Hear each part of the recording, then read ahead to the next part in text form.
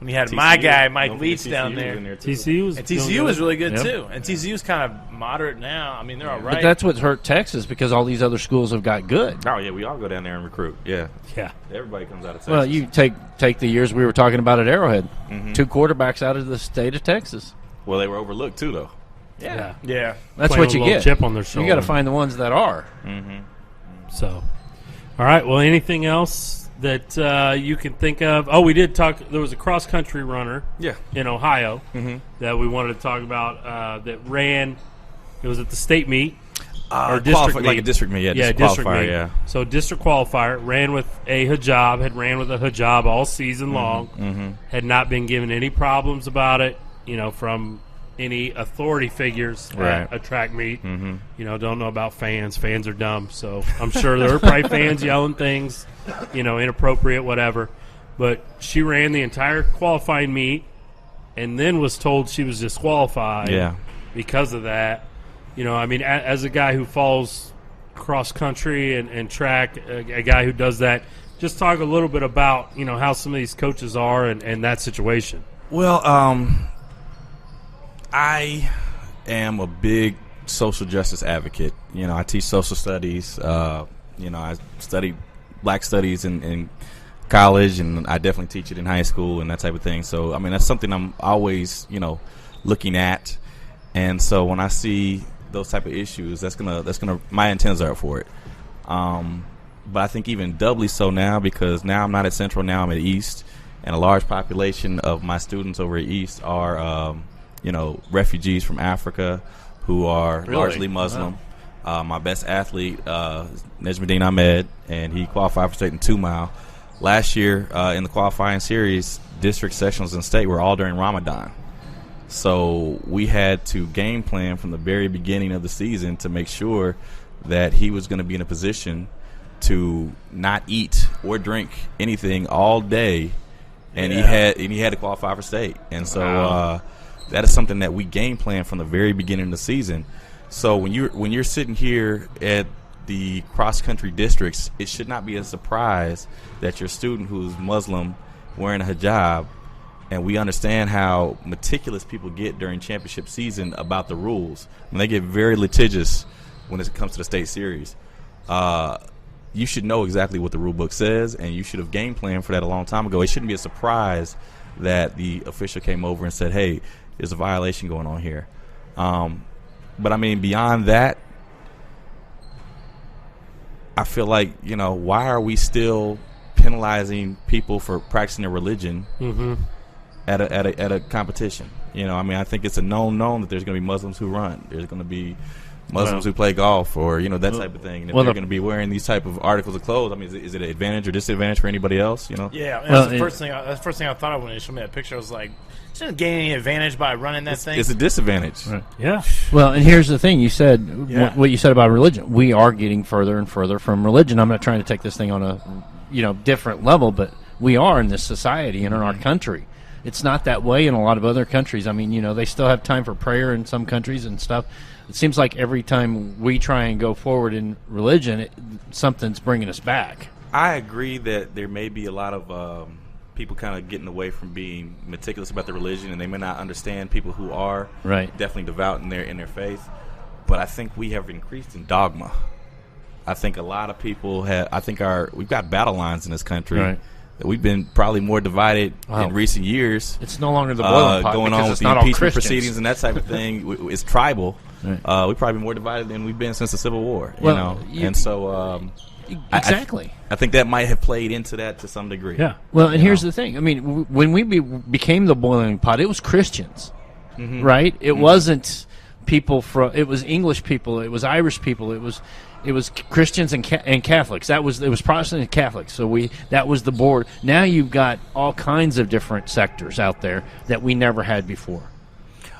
I'd like to think that there were. I think it was a true melting pot. I think that there was a large population of Irish. There was a large population of Italian coming over and that type of thing. But there were people from everywhere. Right. There were Jews coming over from Russia. Right. There were people coming in from China. We excluded those people from coming into the country. So we have a long history of abuse of the minority, and I think it's to me, that is a rule that is still written in the books in Ohio that is discriminatory. Wow. You know. That's I mean, unbelievable. if somebody wanted to run carrying the Bible, Yeah. you know, I mean, I'm sure there's probably not a rule on that. I think, and I think if they did want to, we'd probably look the other way. Yeah, I mean, You know I what? don't know. If we allow them into this that's gonna slow country, you down. You go ahead and carry that. Right. if we allow them into this country, Yeah. we should allow their beliefs too. I mean, Yeah. we're not. You know, we're not supposed to be a society. You can come, but you have to do things this way, right? Right. yeah. I mean, we say allow them in the country. This is their country as well. Right. We are a country that believes in freedom of religion, and so it takes all shapes and sizes. And I think I don't understand why somebody wearing hijab has to get a special notification from the state to say that I'm going to practice my religion. Right. You know, we have people who wear crosses in during races and that type of thing, or games or whatever type of thing. Yeah. And so we don't say you got to get a special notification to wear your crucifix across your. You know? Right. So why is it this person who we obviously know is practicing their religion has to get special?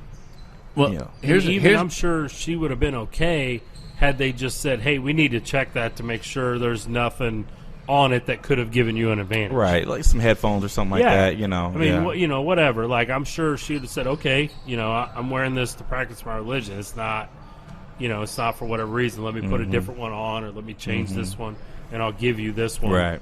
You know, I mean, I don't think. I think that you're absolutely right. If she wanted to practice her religion, she should be able to. Whether Most she's definitely. running cross country, whether she's running the 1 mile race, you know, whatever it is. Yeah. I mean, I'm sure that there are Muslim football students that wear it under their helmet. Oh yeah. Oh And, yeah. you know, they should be able to because it's their religion. So, you know, it doesn't give them an advantage. The argument that was made on the Facebook post is we've had Olympians representing our country wearing hijabs as they compete. You know, so I mean, why is it that we are still making that some sort of, you know, talking point at the high school level? I just think we need to catch up. I mean, this is a 14 to probably 17-year-old female. 16-year-old girl. Yeah. You know, 16-year-old. So let her practice her religion, and you know, I mean, she's not doing anything. You know, it's not like she's running carrying some sign that says you have to believe in what I believe in, or Right. you know, any of that. Just she's practicing her religion. It doesn't affect anyone else. Yeah, it doesn't affect the race at all. Hopefully, this story coming out actually sheds light on it, and hopefully they get that rule changed. Get that rule changed. Yeah. Well, it's good. I mean, it's good that the story's coming out because people can see what's going on. The crazy thing really is actually to really think about how it goes down, because the human, like some guy, actually it has to be the guy that looks up that rule and is like, yeah. Da, da, da. I'm like, what's going through that dude's mind? I mean, really, like where he's like, yeah, I'm gonna crack down on this, dude. I mean. Who are you? I mean, really? I've experienced. Come on, man. I don't know. I don't know how it's in football. In basketball, we usually pretty much wear a tight uniform, so it's not really that big of an issue. But I mean, in track and field, the uniforms kind of get a little bit awkward. Some people not able to match up because hey, we got the uniform from 5 years ago on the freshman kid who ran a little bit faster. Now he's on varsity, so the uniforms don't quite match up. Yeah. We've gotten a lot more lax in terms of the way we enforce the uniform policy in Missouri in recent years, and as long as you can tell that they go to East, then they can compete for East. As long as you can tell that they go to Central or Shawnee Mission or Grandview or whatever school it is. I think that's fair. The closest thing that I experienced as a coach to anything like that was when I was coaching middle school girls basketball in Grandview. The rule was that if the girls wore an undershirt, it had to be the same color as the top. Okay. Well, we had gold uniforms on the road, Right. and I had girls that wore white undershirts. Yeah. Yeah. We had one game where the other team told the referees, like, hey, they can't wear those white undershirts. And I'm like, they're middle school girls. One, they're already unconscious. Right. Oh, yeah. Because Like, what are you doing? Like, why does that matter? Like, that's not giving us any advantage. You know, I mean, same thing. And I told the girls, I'm like, hey, I'm sorry. Because it was one of the last games of the year. And I told them, hey, we're supposed to wear the same color at the beginning of the year. But, I mean, again, they don't have money to go out and buy all these different shirts. And No, this dude's white. No, he's White saying shirt. this stuff, but like the coach that called him out for the white shirts, That's how he acts when he's playing Clue, like we were talking about earlier. He does stuff like that. Well, on the lighter side of what we were just talking about, I'm a KU guy, and I've got 2 bookend Mizzou guys over here. Okay. So I'm going to allow you guys to do something in my studio I don't allow very often. You can say M-I-Z-Z-O-U, so go ahead. Let's just do it now. Yeah. M-I-Z. Z-O-U. Easy. Rock chalk. Wow. Yeah. Well, I'm not really. Yeah, I say I'm not feeling good after the. Hey, look at my coffee table over there. Yeah, I know that's Look, nice. it's, you know, You got a K-State. Thanks to the K-State thing over there. Kansas City. Thanks to the Kansas City Tornadoes for that. I got my Iowa Yeah, gear that's on pretty sweet. tonight. Hey, Iowa got a big win this weekend. No, but there is some. Who'd they beat? Who'd you beat? Who did Iowa beat? Oh, you got a big game this weekend. No, they beat who did they? They got a beat big somebody win. Bad. All right. Yeah, they beat somebody bad. No, the real. They had lost 2 in a row. So I do it's have a good question to I'd get like to ask, like certain guests, and you might know a little something about this. What's his barbecue?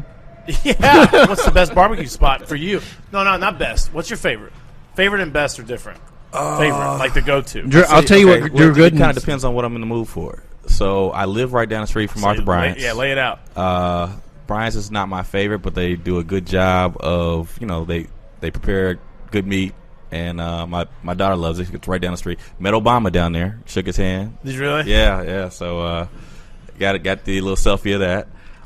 If I'm going for burn ends, I'm going to LC's. Yeah, okay. I keep a jar of LC sauce in my LC's fridge at all times. LC's is really good. Yeah. I got a buddy that works down there, and he always gets me some. Oh yeah, every time I go, I have to go like at least once a month to re-up on my bottle from LC's. And you gotta be careful down there because I think that kitchen catches on fire every once in a while. Every once in a while, but they keep the bit hose greasy. there. They keep the hose there, and they spray it out. You walk in, you're like, yeah, I'm eating here, but man, I don't know if they cleaned this place for a long time. Hey, that's okay. The meat's good. So. It's really good. And so if I'm grilling myself, I gotta have some gate sauce. Okay. So I gotta have gate sauce if I'm grilling. Right. So I haven't had anybody say LC's. That's awesome. I love that. No, LC's is awesome. I guess like I said, I got some sauce in the fridge from that. Man, that's good stuff. Drew Gooden over at the Big 3 press conference, he was asked what his favorite was. He says, "Gates has let me down. Yeah, it's Q39 now, baby." Ooh, that was harsh. Yeah, I haven't had a lot of Q39. I've had a little bit of Joe's. It's expensive. Yeah, it's too expensive for I barbecue. live right down the street from these other places, so that's pretty much the go-to. Yeah. A little less expensive, that type of thing. But I mean, it's good. They're institutions too. So. LC. Man, I'm happy you said LC's. No one says LC's. Hey, I'll be the first. It's There you good, go. dude. I love Shout out LC. You know what? Yeah. I just love good barbecue. Oh yeah. We definitely got a lot of that around here. We need to get a platter for the show sometime. I know. We should just have some up. Hey, we talk about need you to- guys all the we should time. do You need to bring it down. Right. What we should do is we should do some kind of like Barbecue contest? We'll do that, or like we'll do Taste like a blind yeah. thing Yeah. where like you got to eat the like burn ends from each spot and try like which one's the best, and then you pick it and then you're like, oh shoot, I just picked Yeah. LC's or I just picked Arthur Bryant's or whatever. So Well, you know, after going That's to a good like idea. Gates or Bryant's or LC's and having burn-ins, and you go to some place and they supposedly have burn-ins, and you put it in your mouth and it's rubbery and chewy and it doesn't melt in your mouth. Good burn-ins melt in your mouth, right? yeah. They do. They do. wait, Jim, Go what's your get spot, it. Jim? You know, I'm a Gates guy. Gates guy? Yeah. Gates. Yeah, I'm not I'm a too high- Woodyard. I'm not too high on Gates. I like Joe's and Problem Jack's is once you big find time. something you like, you don't venture off, and that's my problem. Yeah. Because I've been to some other places just with Yeah, by accident. and- Gary, what's yours? Woodyard. Woodyard. That's Woodyard right. barbecue. Yeah, I Woodyard's had him good. cater stuff, my too. wedding, actually. So, Yeah. You really like that. All right, you can do MIZ one more time. I won't say rock chuck. MIZ. ZOU. There you go. Hey, we're froze up on this thing. Does that mean anything?